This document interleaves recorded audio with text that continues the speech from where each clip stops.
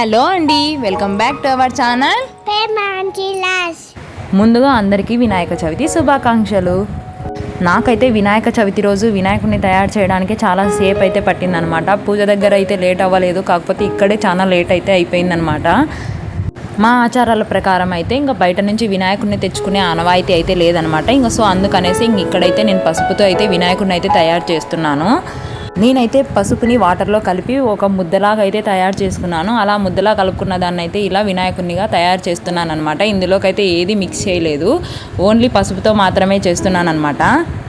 ఇంకా అందుకనేసి ఎంత చేస్తున్నా క్రాక్స్ అయితే వస్తూనే ఉన్నాయి. అలా క్రాక్స్ రాకుండా నేనైతే వాటర్తో అయితే స్టిక్ చేస్తూనే ఉన్నాను. ఎట్టకేలకి నా వినాయకుడు అయితే కంప్లీట్ అయ్యేసరికి ఒక హాఫ్ అన్ అవర్ అయితే పట్టేసింది అనమాట. ఇక్కడైతే నేను ఈ ఇయర్ కాణిపాక వినాయకుడిని అయితే తయారు చేద్దాం అనుకుంటున్నాను. సో అందుకనేసి ఇలా సింపుల్గా కాణిపాక వినాయకుడిని అయితే చేద్దాం అనిపించేసింది.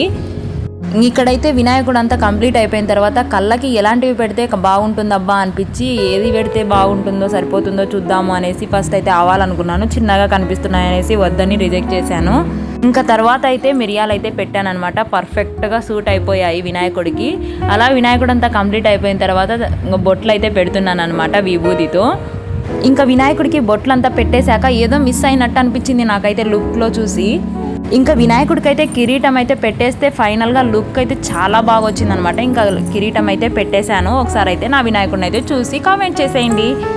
సో ఇంకా మీ ఇంటి వినాయకుడిని ఎలా తయారు చేసుకున్నారో కామెంట్స్లో వచ్చేసేయండి, మాట్లాడేసుకుందాం. సో ఈ వీడియో అయితే ఇంతే అండి. ఈ వీడియో నచ్చినట్టయితే లైక్ చేయండి, షేర్ చేయండి. మరిన్ని వీడియోస్ కోసం మన ఛానల్ని సబ్స్క్రైబ్ చేసుకోండి. Thank you for watching. Bye bye.